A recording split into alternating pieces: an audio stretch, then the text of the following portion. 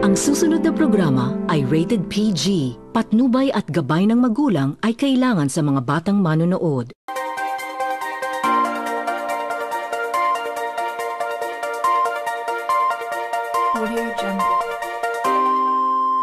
Mga umatikabong balita ngayong araw ng Biyernes.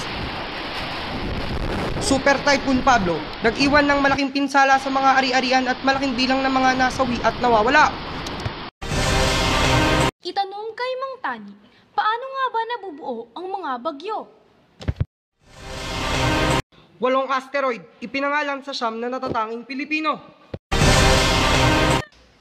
Mga kabataan ang nasaksihang naghahanda para sa paparating na meteor shower.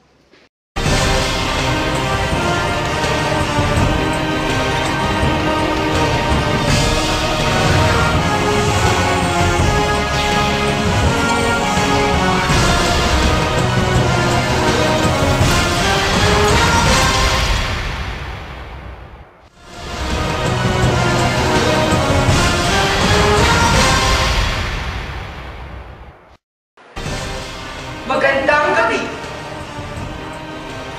Mga kabataan ang nasaksihang naghahanda para sa paparating na meteor shower ngayong gabi. Live mula sa Pag-asa Science Garden, Josel Romero, ibalita mo.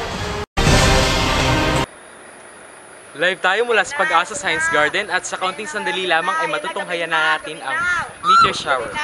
Makabalik na ako sa amin. Malapit na.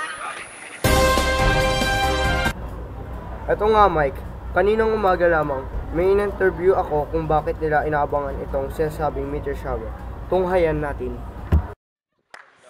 Bakit po kayo nandito? Di kasi kami nakapag-celebrate ng Valentine's, kaya dinala ko siya dito. Wala pa rin forever! Yung girlfriend ko po kasi. Gusto nun, no? Ako? Sabi mo? Gusto ko girlfriend mo? Bakit hindi? Hindi mo talaga. Mensahe ito na makakauwi na ako sa amin sa Kalawakan dun. Nakita ko na mensahe ito ay na pag mayang gabi darating na spaceship ko.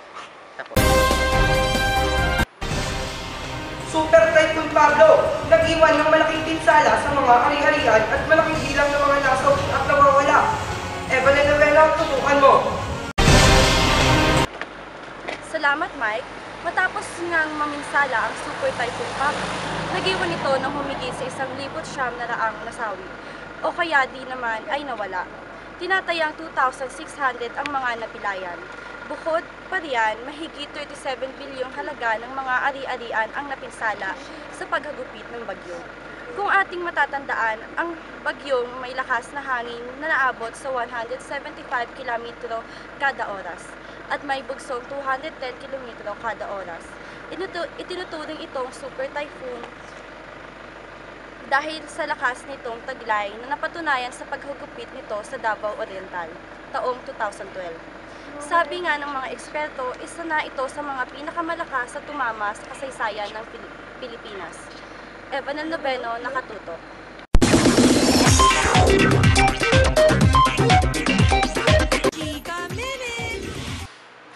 Salamat, men. 8 asteroid, pinangalan sa siyam na natatanging Pilipino. Proudly Filipino. Ito ang pangunahing ipinagmamalaki sa Pilipinas na ang listahan ng asteroid ng International Astronomical Union o IAU ngayon ay may 8 asteroids na sinunod sa mga pangalan ng Pilipino.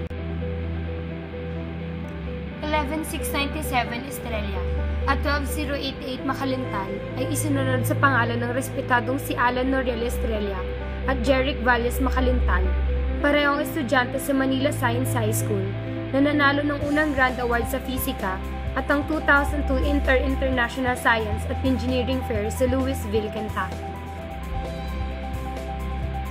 12522 Rara ay isinunod sa pangalan ni Prem Villas Fortan M. Rara ng Integrated Development School, Mindanao State University, Iligan Institute of Technology o MSU-IIT na nanalo ng pangalawang Grand Award sa Microbiology at ng 2002 International Science at Engineering Fair sa Louisville, Kentucky. 4866 Badillo ay ipinangalan noong 2005 na isinunod sa pangalan ni Father Victor Badillo, S.J. ang nagtatag ng Philippine National Society. Ang karangalan na ito ay pinagkaloob sa kanyang kontribusyon sa pagpapalaganap ng astronomiya sa Pilipinas na tumagal ng halos 3 dekada at para sa pagbibigay ng inspirasyon sa mga Pilipinong astronomer.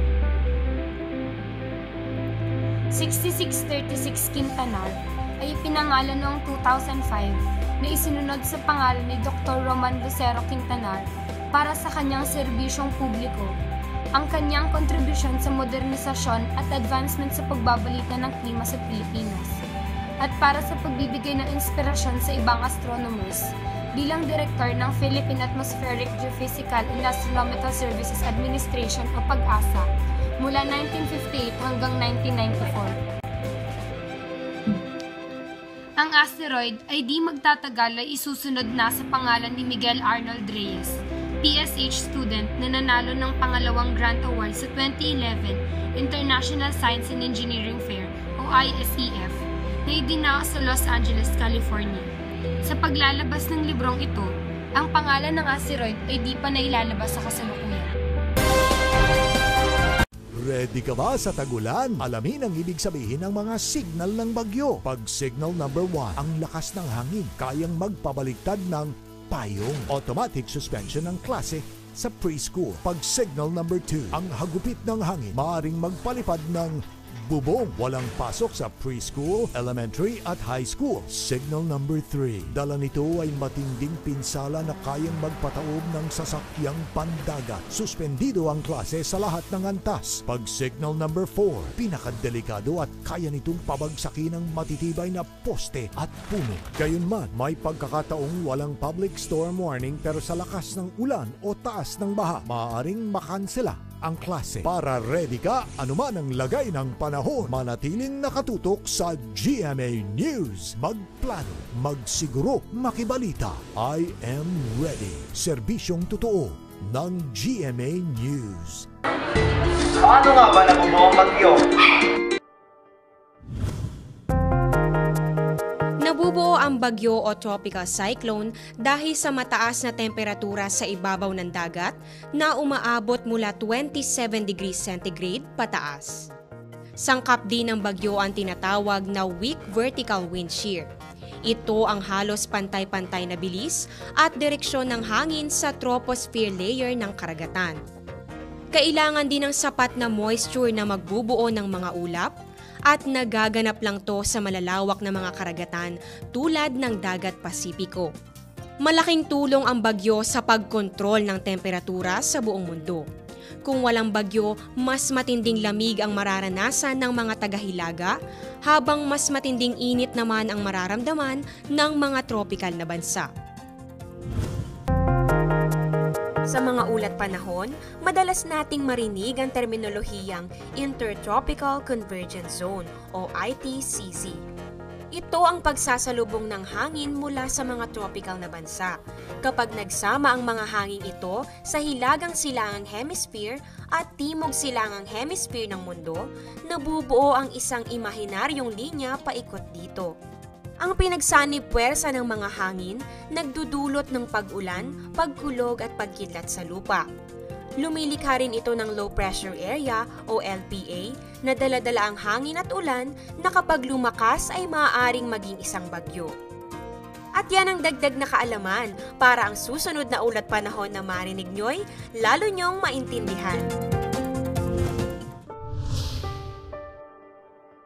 Sa inyong mga katanungan, pwedeng mag-tweet o sa aking Facebook page gamit ang hashtag na magtanong kay Mang Tani. Ako po sa Daniel Limosa, I am ready, servisyon totoo ng GMA News. At yan ang mga pinakamalaking balita ngayong araw ng Biyernes. Ako po, Mike Enriquez. Mel Tiangco, Walang pinikilingan. walang pinaprotektahan. Serbisyo totoo lamang. Dahil hindi natutulog